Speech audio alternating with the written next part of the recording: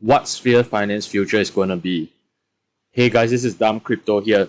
If you're new to the channel, please like the video and please subscribe. We're going to do a giveaway at 100 subs for 100 BUSD to 4 random subscribers. It doesn't cost you anything to subscribe and everyone has a good chance of winning some cash. So please subscribe to help our channel grow.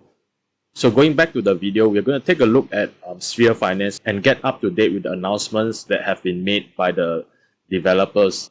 So if we go to the price chart of Sphere Finance, you can see that it's significantly down from its all-time high of about 11 cents and now it's sitting at about 3.5 cents. So in just about less than a month, probably about 2 weeks, it's down quite significantly, and it looks like it's leveling off quite a bit for the past few days. So for people that are already invested in Sphere Finance, we're going to go through all the updates that is happening in the future for Sphere Finance and what the Sphere Finance team roadmap is for the project. But for people that are thinking of investing in Sphere Finance, I think you should wait a while longer. If you have been a follower of this channel, I've been saying that I will wait for Sphere to drop quite a bit before I enter. And I think it's already been 2 weeks since I made the last video that talked about me considering to get into Sphere Finance. But I'm not so keen to get into Sphere Finance right now because I'm waiting for more announcement from the developers regarding their decentralized exchange.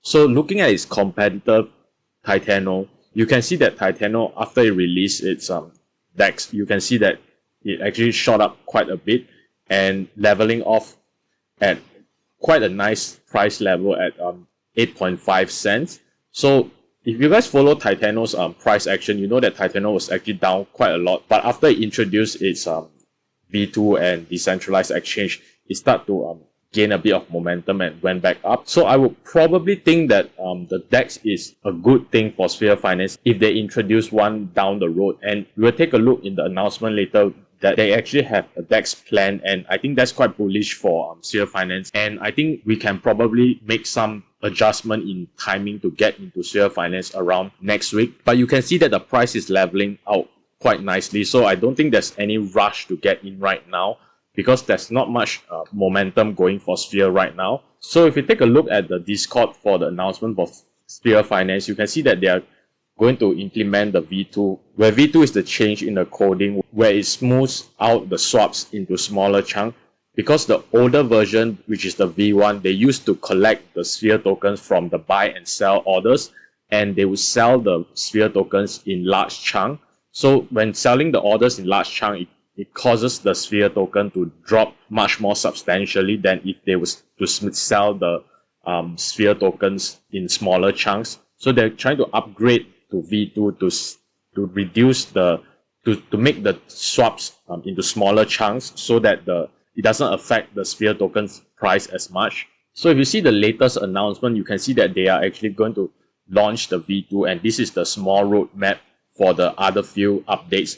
They're going to introduce binary rebasing, and it's basically a technique where they calculate all the rebases and output them all at once. So if rebases are lost during that time, this binary rebasing would issue all the lost rebases at once during the blockchain outage. So the next update is that they're going to introduce their own native decentralized exchange, T2 Swap. So like I mentioned just now, Titano, its competitor, had DEX just recently introduced to the Titano ecosystem, and it's been doing quite well for Titano's price. So I would guess that this DEX for Sphere would also be very beneficial for Sphere tokens price because it's going to burn more tokens because it will generate transaction fees, and part of those fees will be burned. So it will reduce the amount of Sphere tokens in the system, reducing the inflation of Sphere tokens. So the next thing is that they're going to introduce the quantum liquidity. So what it is basically that it's going to take its liquidity pool and start farming yield with it, and it's kind of a relatively new idea in this space. So it's probably also quite bullish for Sphere because it's going to generate revenue for them by using the liquidity pool. So after the V2, they're going to come up with more updates, where one of the updates is the Galaxy Marketplace, where this marketplace is going to have a discounted rate for people to come in to sell their Sphere tokens in exchange for bonds and vice versa. So I think I mentioned this Galaxy Marketplace in my previous videos, so you can take a look at my previous videos for Sphere Finance updates, and I did talk about this Galaxy Marketplace more in depth. So the next thing is, so they're going to partner up with Dystopia and Penrose, where Dystopia is going to be their stable auto market maker, and teaming up with Terra Luna, Frax, and Qidao to bring deep liquidity to the Polygon ecosystem and effectively Sphere. So we're going to have to see what's the more detailed information with all this partnership regarding this particular point.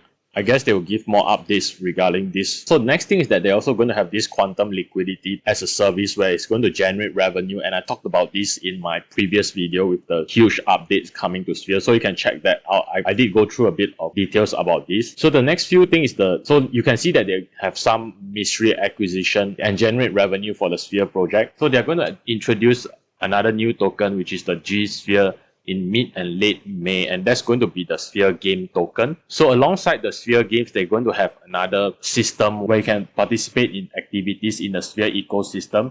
So I guess they'll probably give more updates about this as well. So you can see that they got quite a roadmap lined up, and this huge roadmap is actually in quite a short time span because a lot of these are trying to be done by mid and late May. So all these are probably about 1 month out, and it looks like they're quite a speedy pace to get all these huge updates done. So I guess while the price action for Sphere is not looking too good, but the announcements are making up for it quite well. So overall, I think if you guys are holding Sphere, there's not too much to worry about. You could probably dollar cost average down and look forward to the great updates that are going to be happening, hopefully in May for the Sphere project. But for people that are thinking of getting into Sphere Finance, I would suggest waiting for maybe 1 week to see what's the larger update or more detailed information regarding the T2 decentralized exchange for Sphere project. Because I think if you take a look at Sphere Finance competitor Titano, you can see that actually Titano had quite a good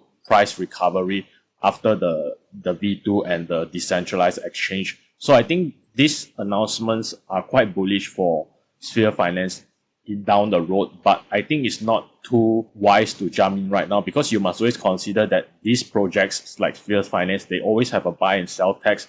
So you want to time your entry quite well, because any downwards pressure on the price is going to take you very long to recover your capital when you factor this 33% buy and sell tax combined on your capital. So if you guys like the video, please give the video a thumbs up and please subscribe to the channel. We're going to do a giveaway and all the details will be in the comments below. Thanks for watching.